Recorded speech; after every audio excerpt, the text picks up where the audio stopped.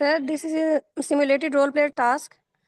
Candidate instruction. This is a simulated role player task which will assess your information gathering, communication skill, patient safety, applied clinical knowledge. You are working as a consultant obstetrician in a tertiary hospital of Lahore where you see a patient, Mrs. ABC, 27 years of age, married for 3 years, gravida 2, para 0 plus 1 at 28 weeks of gestation. She has a referral letter from the general practitioner which reveals that this patient has a twin pregnancy with an IUD of one of the twins and she has been referred to the tertiary hospital for better care and management. Take the relevant history, elicit examination and investigation findings, and discuss further management plan while answering the patient's concern. चलो, shall we start? जी sir. शुरू। चलो। ओ, अस्सलाम वालेकुम। मेरा नाम doctor Faiza है। मैं पिछले 4 साल से गायनी के शोबे से मुंसलिक हूँ। आपका क्या नाम है? आमना। आमना। मुझे बताया गया है कि आपकी उम्र 27 साल है और आप क्या 28 हफ्ते का हमल है। क्या ये मालूमात दुरुस्त है? जी। अच्छा आमना, आप कितना पढ़ी लिखी हैं? क्या काम करती हैं? मैंने बैचलर्स किया हुआ ठीक है। है। आमना, आप अपने मसले की वजाहत कर सकती हैं? सॉरी, क्या कहा आप आपने? अपने मसले की वजाहत कर सकती हैं? मुझे तो मेरी जीपी ने आपके पास रेफर कर दिया था कि जी कि ये ले जाएं, और हमारे मेरे ट्विंस थे जिसमें से एक की डेथ हो गई। ठीक है आमना। आमना देखिए, हम पहली बार मिले हैं। मैं चाहती हूँ आपसे कुछ सवालात करूँ और नर्स की मौजूदगी में आपका मुआयना करूँगी और कुछ टेस्ट भी करवाऊँगी ताकि मैं आपके बारे में बेहतर जान सकूँ और फिर एक मुतफ़िका हिकमत अमली पेश कर सकूँ जो आपके लिए महफूज भी हो। ठीक है आमना? आप मुझे बताएँगी कि आपका ये जो हमल है ये आपको खुद ब खुद हुआ था या इलाज से हुआ था और हमल चाह रही थी आप?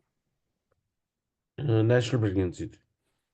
ओके। आपको माहवारी की डेट सही याद है और ये हमल की मुद्दत आपकी माहवारी के मुताबिक ठीक है? हाँ जी, ठीक है। अच्छा, आप बताइएगा कि आपने हमल के शुरू में कोई अपना अल्ट्रासाउंड करवाया था? बच्चा 1 बताया था, 2 बताए थे? दो बताए थे मैंने, मैं शुरू से अच्छा उसको रेगुलर कराते रही। अच्छा ठीक है। और आपने थैलियाँ कितनी बताई थी और आमल कितने बताए थे बच्चे की? सॉरी, क्या चीज़? बच्चे की थैलियाँ कितनी बताई थी? 2 थैलियाँ बताई थी और आमल कितने बताए थे? थैलियाँ क्या होती हैं जी, अवल क्या होते हैं? बच्चे के हमल के शुरू में आपको जब उन्होंने बताया कि 2 जुड़वा हैं बच्चे हैं, तो उन्होंने कुछ बताया नहीं कि किस तरीके से हमल है? आमल और थैली के बारे में? उन्होंने मुझे बताया था कि ट्विंस है। चलें ठीक है, सही। और अच्छा ये बताइए, आपने इसके अलावा आपका ब्लड प्रेशर चेक हुआ था और पेशाब के टेस्ट हुए, खून के टेस्ट हुए, वो सब ठीक थे? जी, वो ठीक सही। थे। आपने ताकत की गोलियाँ खाई थी पीले रंग की फॉलिक एसिड की? हाँ जी, खाई थी। हमल के शुरू में आपको बहुत ज़्यादा उल्टी मतली आती हो या फिर कोई दाने वगैरह, बुखार या कोई और मसला? नौजिया वॉमिटिंग होती थी उसके बाद, लेकिन बुखार वगैरह कोई नहीं हुआ। ठीक है। अच्छा आपने बच्चे की हरकत आपको किस महीने में महसूस हुई थी? वो तकरीबन कोई 23 वीक्स पे। ठीक है। आप आपको अब ताकत की गोलियाँ खाई हैं आपने हमल के दौरान? मैंने मल्टीवाइटामिन्स लिए। ठीक है। 20 हफ्ते पे जो आप बच्चे की बनावट वाला अल्ट्रासाउंड होता है 5वें महीने में, वो करवाया था? कोई नुक्स तो नहीं बताया था डॉक्टर ने? नहीं, ऐसा कोई अच्छा, आपको प्रॉब्लम। इसके अलावा कोई बच्चे की ग्रोथ का अल्ट्रासाउंड करवाएँ हैं 20 हफ्ते के बाद या इसके बच्चे की ग्रोथ उन्होंने बताई कि ठीक है? रूटीन की जो जो वो कहते रहे जी, वो मैं कराता रहा हूँ, मेरी जीप भी उसने कहा सारा कुछ ठीक है, ठीक ठीक बताया। अच्छा ठीक है। अच्छा और इसके अलावा आपका ब्लड ग्रुप क्या है? है। B positive. ठीक है। और इसके अलावा आपने अब जिस तरह आप 28 हफ्ते पे हैं, आपने अपना कोई शुगर का टेस्ट करवाया? हाँ जी, कराया था, वो भी ठीक था। ठीक है। कोई और बीमारी, शुगर, ब्लड प्रेशर या खून की कमी बताई हो या कोई और मसला? नहीं जी। कोई ऑपरेशन तो नहीं हुआ पहले? नहीं जी। अच्छा, किसी दवाई से एलर्जी तो नहीं है? नहीं जी। खानदान में किसी के जुड़वा हमल हो, किसी को ब्लड प्रेशर, शुगर का मसला हो या नुक्स वाले बच्चे हों? नहीं, किसी की नहीं। ठीक है। आप घर में सब ठीक है आपके साथ? हाँ जी, ठीक। ठीक है। और ये बताएँ कि आप पूरे हमल के दौरान आपको इस हमल के दौरान कोई मसला हुआ हो, खून चला हो, पानी चला हो या फिर आपको पेट बहुत ज़्यादा फूलता हुआ महसूस हो रहा हो, साँस फूल रहा हो? नहीं जी। अच्छा, डॉक्टर के पास जब आप अल्ट्रासाउंड कराने गई थी, उस वक़्त कोई मसला हुआ था? मतलब इनमें से कोई मसला हुआ था आप अल्ट्रासाउंड जब कराने गई थी? मेरी मूवमेंट्स कम हो गई। मूवमेंट्स कम हुई थी, हरकत कम हुई। ठीक है। तो उस अच्छा इसके बाद आपको बुखार हुआ हो या फिर जिस्म पे काले रंग के दाग धब्बे लग रहे हो या खून चल रहा हो किसी और हिस्से से, ऐसा मसला तो नहीं है? नहीं। अच्छा ठीक है। इस वक्त आपकी क्या पूरे अमल में अस्पताल दाखिल तो नहीं हुई किसी वजह से? नहीं। ठीक है। तो इस वक्त आपकी जो है हरकत बच्चे की ठीक महसूस हो रही है, आपको महसूस हो रहा है? हाँ जी, हो रहा। अच्छा, यहाँ पे आपका कोई दोबारा से अल्ट्रासाउंड हुआ है या अभी फर्स्ट टाइम आप मिल रही हैं मुझसे? नहीं जी, हुआ है जी अल्ट्रासाउंड यहाँ पे। अच्छा, आपने आपको क्या बताया अल्ट्रासाउंड के बारे में?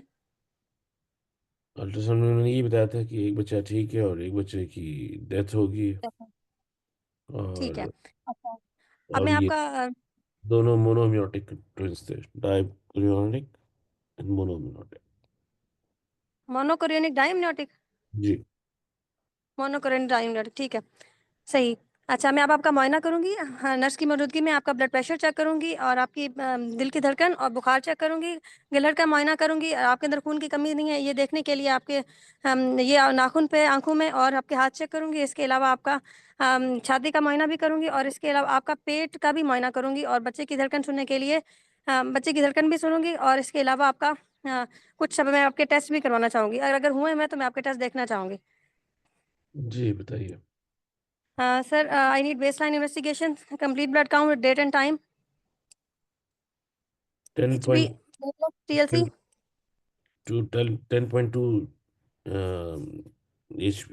एच पी है। और 280 आपके प्लेटलेट्स हैं, TLC 12। 12,000। ओके सर, हम red cell indices MCV, MCHC और एमसीएच वो नॉर्मल है। नॉर्मल है। Okay sir. Sir, I need blood group and Rh factor, B positive. Complete urine examination for pus cells protein nitrites ketones and glucose. वो normal है। Okay, hepatitis B surface antigen anti HCV antibody test. Negative. Okay, any OGTT done? वो भी normal है। और okay, specific investigation, sir. I need some maternal and fetal investigation. For fetal investigation, sir, base dating scan for chorionicity, knuckle translucencies. वो normal था और उसमें भी monochorionic डायमनोटिक। Okay, sir, anomaly scan for any structural anomaly, placental localization. No. Okay, sir, any growth scan from 16 weeks available for amniotic fluid index and fetal biometry, umbilical artery Dopplers. वो नहीं हुए। और अभी तक जो है वो भी 28 वीक से पैरामीटर्स आ रहे Okay, okay, sir. Sir, any recent scan um, for well-being of the live fetus and हैं। biometry वो तो like आपका नॉर्मल है। 28 weeks. Okay, sir. And sir, maternal investigation including to rule out DIC, sir, I want clotting profile, serum fibrinogen. There all normal. Okay. Okay sir. Sir, देखें मैं अब आप आमना, मैं देख सकती हूँ आप अकेली आई हैं। मैं आपसे बहुत सारी मालूमात शेयर करना चाहती हूँ, आप किसी को बुलाना चाहेंगी? नहीं जी। चलिए ठीक है। हाँ, मैंने आपकी अल्ट्रासाउंड की रिपोर्ट पे आपका नाम और आपका रजिस्ट्रेशन नंबर कंफर्म कर लिया है, ये रिपोर्ट आपकी ही है आमना। तो मैं अब आपको बताना चाहती हूँ कि जैसा कि आपको आपने पहले भी आपको बताया गया है, तो मुझे भी बहुत अफसोस के साथ ये कहना पड़ रहा है कि आपका जो जुड़वा हमल है उसमें एक बच्चा ठीक है और एक बच्चे की धड़कन नहीं आ रही। तो इसके लिए मुझे बहुत अफसोस के साथ ये आपको बताना पड़ रहा है, लेकिन यह है कि आप परेशान नहीं हो, मैं और डॉक्टरों की टीम आपकी सपोर्ट के लिए यहाँ मौजूद है। ठीक है अमना। और इसके अलावा हम अब आपको मैं आपको बताती चलूँ कि ये जो जुड़वा हमल होता है ये पेचीदगियों से खाली नहीं होता। इसमें माँ और बच्चे को बहुत सारी पेचीदगियों का सामना करना पड़ सकता है। जैसा कि मैं आपको कुछ बता दूँ मुख्तसर सा कि माँ के अंदर ब्लड प्रेशर ज़्यादा हो सकता है, पेशाब में चर्बी आ सकती है, वक्त से पहले डिलीवरी हो सकती है, ऑपरेशन का रिस्क भी बढ़ जाता है और इसके अलावा खून ज़्यादा चलने का खतरा भी होता है डिलीवरी के बाद। और इसके अलावा बच्चे को भी खतरे होते हैं, वक्त से पहले डिलीवरी हो जाए जिसकी वजह से सांस के मसले हो सकते हैं और खुदा ना खास्ता एक बच्चे की ग्रोथ कम हो सकती है। और आपके केस में जैसा हुआ है कि एक बच्चा फौत हो गया, ये भी मसाइल हो सकते हैं। तो अब जिस तरह एक बच्चा फौत हो गया है तो इसके अपने भी कुछ खतरात हैं माँ और बच्चे पे। माँ के ऊपर ये है कि माँ के अंदर खून पतला हो जाता है, खून चलने का खतरा बढ़ जाता है। और बच्चे के अंदर ये है कि जो दूसरा बच्चा है जो कि ठीक है, उसके अंदर 25% चांस है कि उसके दिमाग का कोई नुक्स आ जाए, या फिर 15% चांस ये भी है कि बच्चा फ़ौत हो जाए। ठीक है? आमना, मेरा मकसद आपको डराना हरगिज़ नहीं है, बल्कि सिर्फ़ हकीकत से आगाह करना है। मैं अब आपको मज़ीद बताऊँ आगे क्या करना होगा आपके साथ? Doctor, I'm very upset. Can you please tell me why one of my babies died inside? I was so regular with my visits, and even then, this happened to me. Why? जी, आमना, जैसा कि मैं आपको बता रही हूँ कि ये जो जुड़वा हमल होता है, इसके अंदर इसमें आपका कोई कसूर नहीं है। जुड़वा हमल के दौरान आंवल जो एक होती है, उसके अंदर आपस में दोनों बच्चों के जो खून की सप्लाई है, उसके आपस में कनेक्शन होते हैं। ठीक है ना? मैं आपको तस्वीर बना के दिखा देती हूँ। इसमें ये देखें, जैसे दोनों आंवल के अंदर बच्चों के कनेक्शन मौजूद हैं आपस में, और खुदा ना खास्ता कोई भी खून की सप्लाई ज़रा-सी अगर कोई बैलेंस ख़राब हुआ, तो एक बच्चे को सप्लाई ख़त्म हो जाती है, जिसकी वज़ह से बच्चा किसी भी टाइम फ़ौत हो सकता है। इसमें हम कुछ कह नहीं सकते कि क्या वजह हुई है, हो सकता है यही वजह बनी हो, लेकिन आपके इसको हम 10 रोक भी मिनट नहीं पूरे सकते। हो गए। आपके 10 मिनट जी, पूरे। आपके 10 मिनट्स पूरे हो गए। Okay sir. सर, मैं पूरा कर लूँ अब?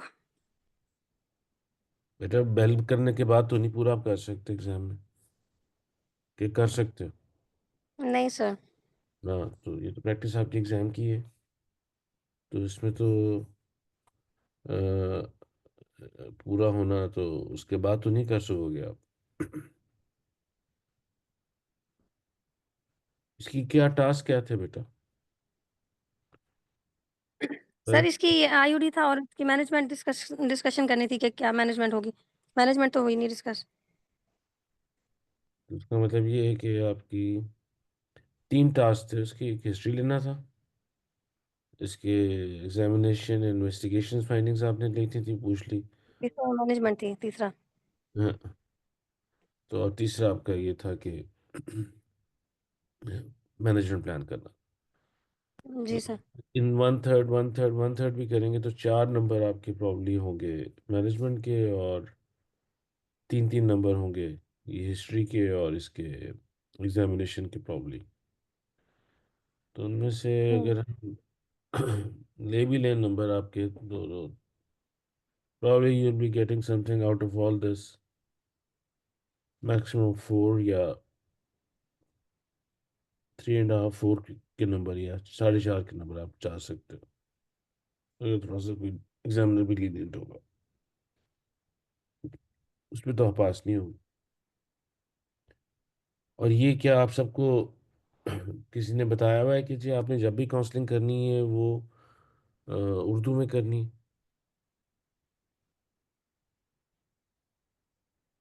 सर, रोल प्लेयर में तो उर्दू में ही करते हैं सर। ये आपको किसने बताया? वाई उर्दू? आपके कभी क्लिनिक के अंदर कोई अपना पढ़ी लिखी मरीज नहीं आई है अपना ट्रेनिंग के दौरान, जो अंग्रेजी में बात करती हो?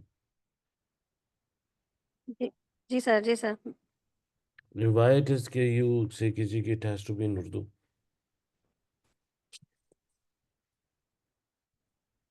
हुँ। मैं आपको जवाब किस लैंग्वेज में दे रहा था, आप क्या कर रहे थे, ये इम्पोर्टेंट है। ये जो काउंसलिंग सेशन है उसमें आप सिर्फ अगर यही पूछ लो पहले मरीज से कि जी आप किस लैंग्वेज में कंफर्टेबल हो, जो स्पेशली पढ़ी लिखी है, तो उर्दू में करना तो मेरा नहीं ख्याल ठीक है। करना ज़रूरी है। और कुछ चीज़ें तो वैसे भी इस तरह की काउंसलिंग करना मेरा अपना ख्याल है कि इंग्लिश में थोड़ा सा ज़्यादा आसान हो जाता है। अब ये ग्रेजुएट है, नौकरी कर रही है और सारा कुछ आपको बता रही है, लेकिन आप सिर्फ उसमें करते रहे। अब सही इसके सर, उस टाइम पूछना चाहिए था। यस, दूसरा जो इसके नॉर्मली उसने मुझे जो दिए हुए थे सिनारियो में 3 सवाल दिए हुए थे। पहला तो वही था जो मैंने उससे पूछा कि doctor I am very upset, can you please tell me why one of my babies died inside, I was so regular with my visits and even then this happened to me, why? अब इसका आप जवाब दो। Sir, इसमें IUD का risk इसलिए होता है कि वास्कुलर कनेक्शंस होते हैं मोनोकोरियोनिक में। सर किसी भी टाइम इम्बैलेंस की वजह से भी जो हाइपोटेंसिव ब्रेन इंजरी हो सकती है, सॉरी आईयूडी भी हो सकता है, और उसके बाद जो सर्वाइविंग ट्विन है उसको भी रिस्क होते हैं। हम्म। और ये जो आईयूडी का उस टाइम रिस्क होता है दोनों बेबीज का, सेकंड बेबी में, वो किस टाइम होता? सर वो एग्जैक्टली उसी, सर सेकंड बेबी का वास्कुलर न्यूरोलॉजिकल इंजरी का सर, या आईयूडी का? आईयूडी का। सर आईयूडी का, आपने वैसे बताया था। सर ये उसी टाइम ही होता है ज्यादातर जिस टाइम एट द पहले time baby of incident, what ever the incident की वाज, उसकी वजह से। इंसिडेंट। जी सर। ठीक। और उसमें आपने कहा कि इसमें न्यूरोलॉजिकल कितनी प्रॉब्लम होती है, कितने परसेंट प्रॉब्लम हो सकती है? वो 25% मोनोकोरिन में। मोनोक्रोनियन। ओके। अच्छा, अब इसका सेकंड क्वेश्चन था, doctor second baby, is the second baby at risk too now? If yes, then why it is so, and what's is that risk, or फिर how will you proceed? Sir ये risk वही जो अभी मैंने पहले बताया कि न्यूरोलॉजिक इंजरी का 25% और डेथ का 15% है।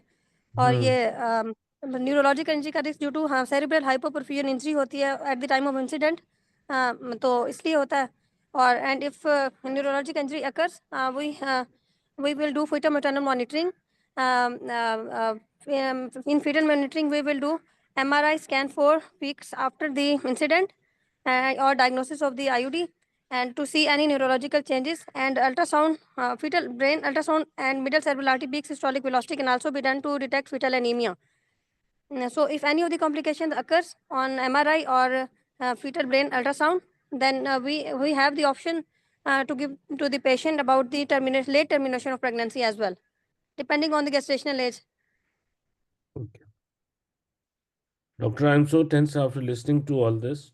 Do I need an immediate delivery? And how will you provide No, me further?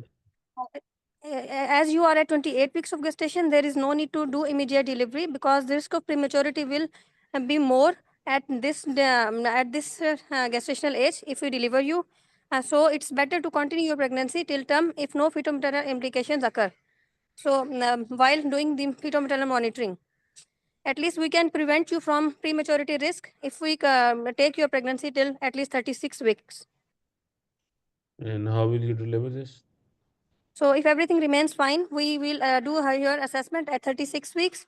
At 32 to 34 weeks, we will give you steroid injection for lung maturity, and at 36, and if anesthesia assessment will be done, and your ultrasound will be done, abdominal examination and ultrasound will be done to check for the fetal lie, and to check for the lie presentation of the leading twin, which is cephalic. So we can do your and fetal heart rate is normal and no other complications and no maternal DIC. So we will give you a trial of labor and in consulted led unit where one-to-one care will be provided to you, and continuous electronic fetal heart rate monitoring will be done. After, a neonatologist will be on floor, and after delivery of the baby, active management of the third stage of the labor will be done to prevent you from the PPH. After that, delivery of the baby, VT risk assessment will be done. You will be advised about breastfeeding and contraception. And in next pregnancy, you will be you will be advised for having early pre-pregnancy counseling and early visit, antenatal visits. Okay, चलो ये तो kind of इसका जो scenario था वो तो सारा complete हो गया। जी सर। चलो, नेक्स्ट प्रेगनेंसी में क्यों अर्ली विजिट्स और वो क्यों करना चाहोगे? Why do you want to have an early ultrasound?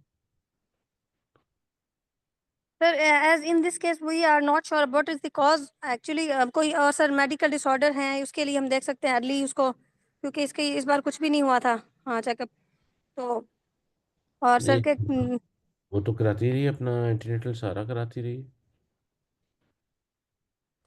She has been doing antenatal regularly, नहीं? मेरे तो ख्याल से यही कहा था मैंने।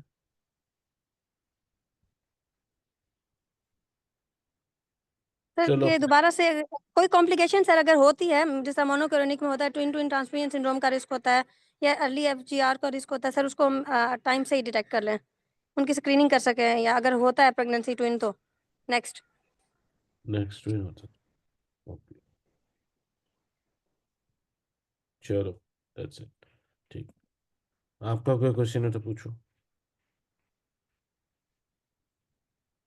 सर मैंने इसमें एक्स्ट्रा एक्स्ट्रा पूछा है या स्लो पूछा है, मुझे ये समझ नहीं आई। अब ये क्या हुआ, 10 मिनट गुजर गए और उसमें हुआ ही नहीं मैनेज। तो बेटा इसको तो आपने मैनेज करना है ना, कि आपने यू अपना जो हिस्ट्री है उसको आपने क्या क्या, क्योंकि फोकस हिस्ट्री जी। इंफॉर्मेशन आपको दी हुई है। और दूसरा जो अपना इन्वेस्टिगेशंस है वो भी आपने फोकस लेनी है, ताकि आप मैनेजमेंट तक आखिरी 4-5 मिनटों में मैनेजमेंट तक आप पहुंच जाओ, ताकि मैनेजमेंट की बात या क्वेश्चन जो उसके हैं उसके आप पूछ लो। मेरा ख्याल है आपने कुछ एक्स्ट्रा उसमें से जो थी वो थी, और आपकी स्पीड मेरे हिसाब से तो बहुत ज़्यादा थी। Hmm, but faster, you seem like you were in हरी,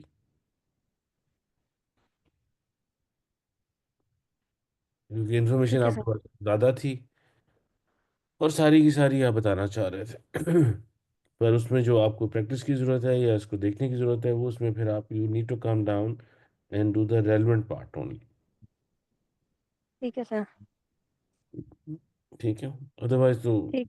अस्सलाम ठीक है। वालेकुम सर। जी वालेकुम सलाम।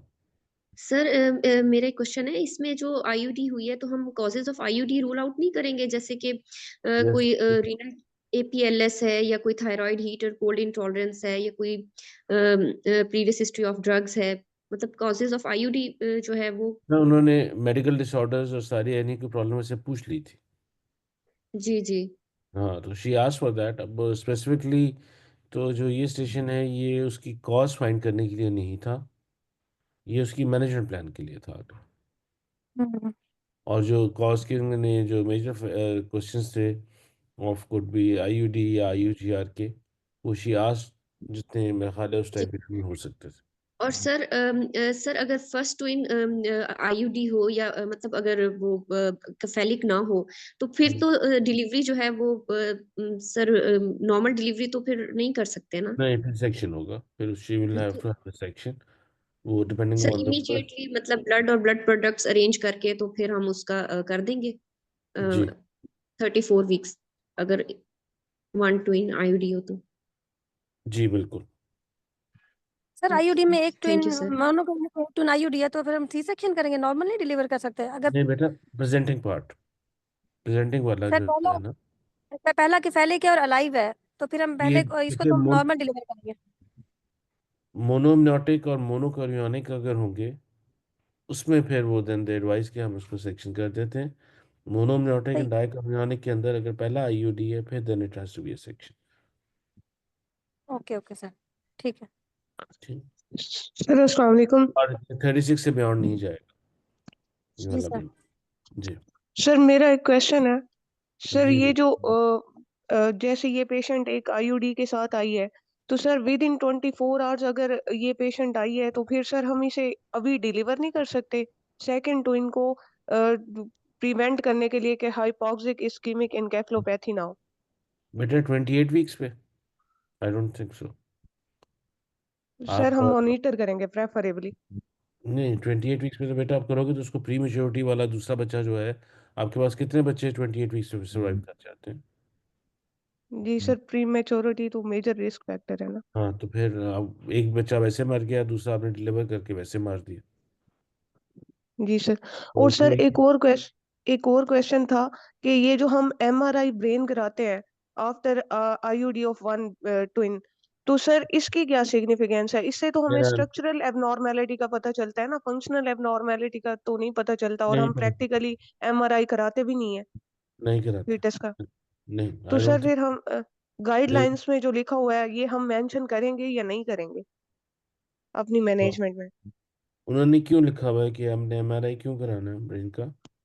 To see sir what? उसमें उन्होंने बस यही लिखा हुआ है कि after IUD of one twin हम फर्स्ट 2 वीक्स में जो है ना जो सर्वाइविंग ट्विन है उसका हम एमआरआई कराएंगे, ये देखने के कई लिए कि बार कोई उसमें एबनॉर्मेलिटी तो नहीं है। नहीं, एबनॉर्मलिटी नहीं बेटा, उसमें हाइपोक्सिया आ जाता है, ब्रेन हाइपोक्सिया अगर हुआ हो।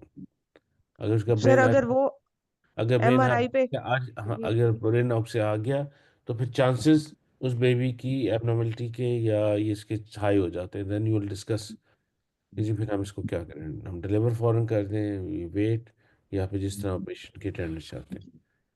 सर पर एक मैंने क्वेश्चन। Thank you sir. अभी तक तो मैंने नहीं करवाया आज तक वैसे किसी का, प्रैक्टिकली जी स्पीकिंग। सर जी जी सर ठीक है। सर आईयूडी अगर डायग्नोस हो जाता है उसकी मॉनिटरिंग फिर कैसे करेंगे? कि 2 वीकली हम क्लोटिंग को ग्रोथ क्लोटिंग प्रोफाइल कराएंगे? आपका वो भी होगा, 2 वीक्स उसका ग्रोथ स्कैन भी होता रहेगा। नहीं, twice weekly clotting profile.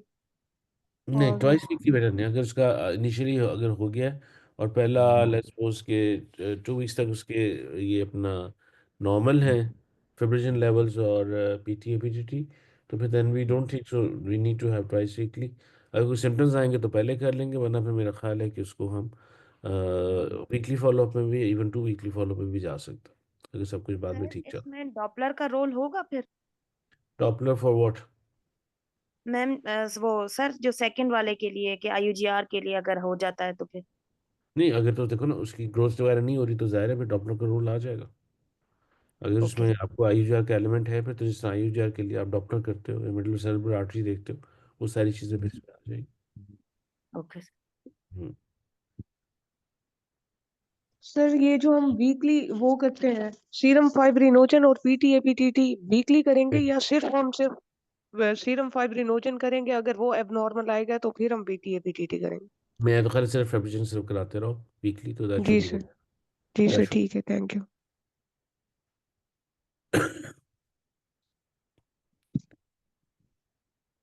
Sir मेरा क्वेश्चन है, अगर फर्स्ट ट्विन कफेलिक हो लेकिन आईयूडी हो जी। तो फिर हम सिजेरियन करेंगे? फिर अगर पहला बेटा presenting part is twin IUD है, then normally it is recommended कि फिर आप उसका सेक्शन ही करेंगे, जी इरिस्पेक्टिव कि वो पहले क्या है, ब्रीच है या क्या, क्योंकि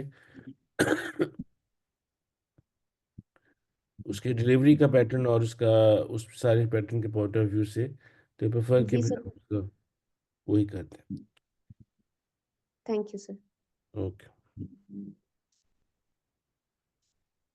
तो ये जो फर्स्ट ट्विन अगर आईयूटी है तो ये एमसीडीए में ही सिर्फ सिजेरियन करना है या डाइक्लोनिक डायमनोटिक में भी सिजेरियन करेंगे? नॉर्मली अगर दोनों अलाइव बच्चे हैं, डायमनोटिक सॉरी मोनोमनोटिक मोनोकोरियोनिक के अंदर फिर सेक्शन ही होता है 34-35 वीक्स।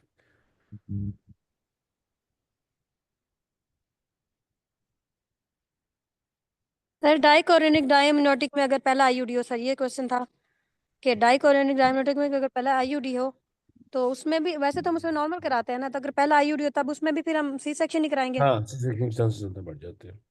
ठीक है सर।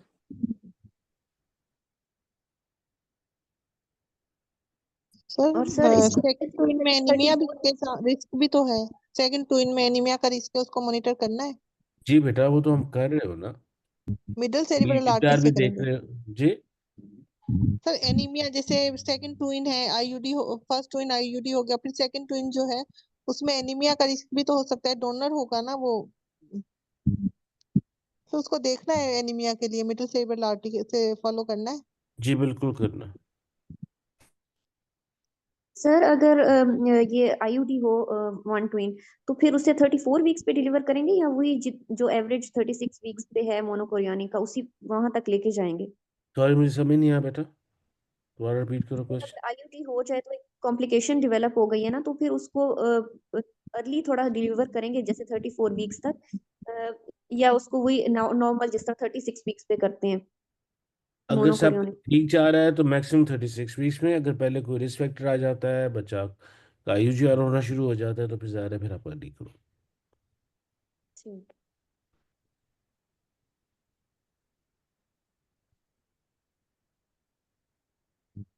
Good. चलो, और अगर सर क्वेश्चन सवाल जी। पूछना था। सर हमारे पास एक केस आया था मोनोक्रियोनिक डायमनोटिक का ना, तो सर हम उसकी मॉनिटर करते रहे, उसे 36 वीक्स तक लेके गए, वो बिल्कुल ठीक रहा, उसके डॉपलर में कोई फर्क नहीं आया। हमने उसे बाय सिजेरियन डिलीवर किया सर, उसका फर्स्ट बेबी जो है वो 7th डे पे उसकी है अर्ली न्यूनेटल डेथ हो गई थी, और दूसरे की जो है 9th डे पे।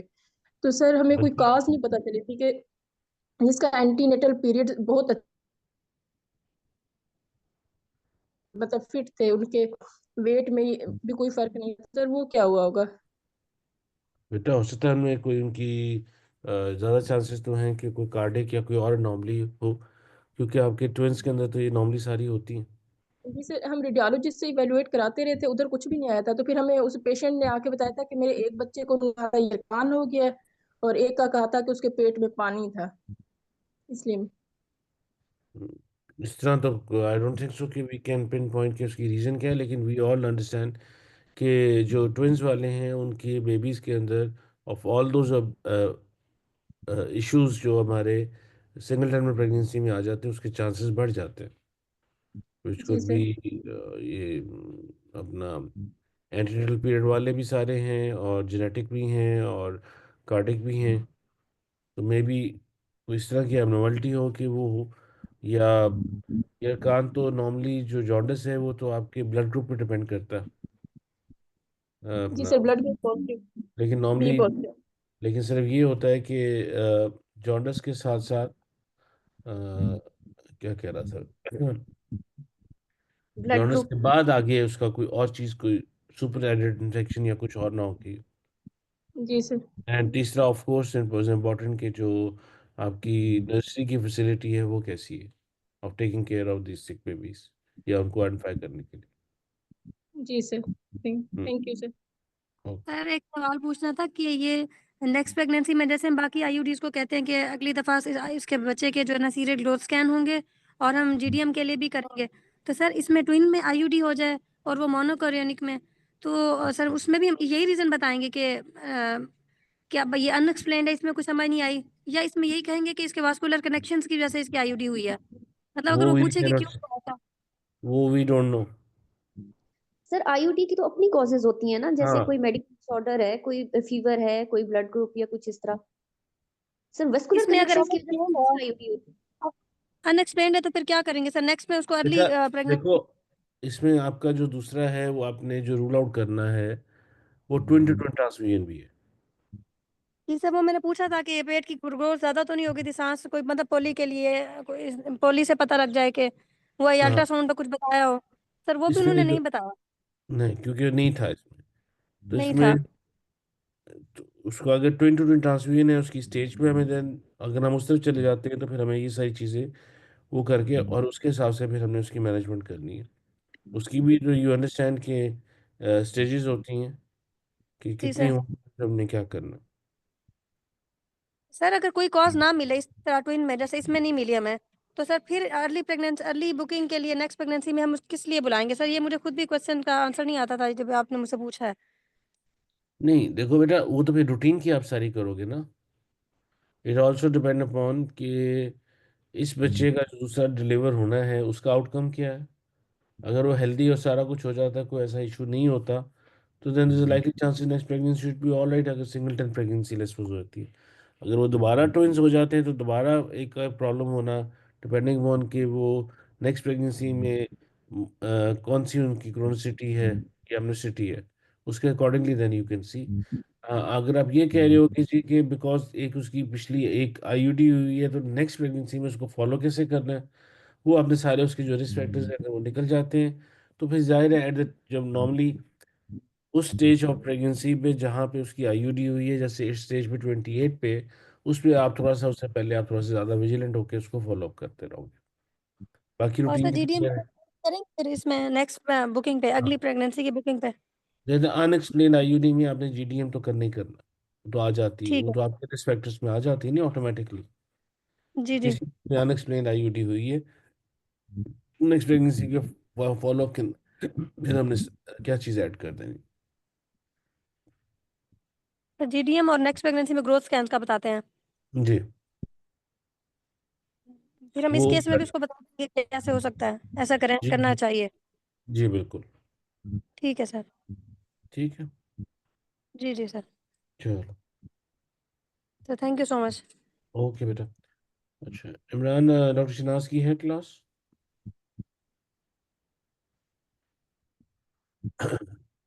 इमरान जी सर।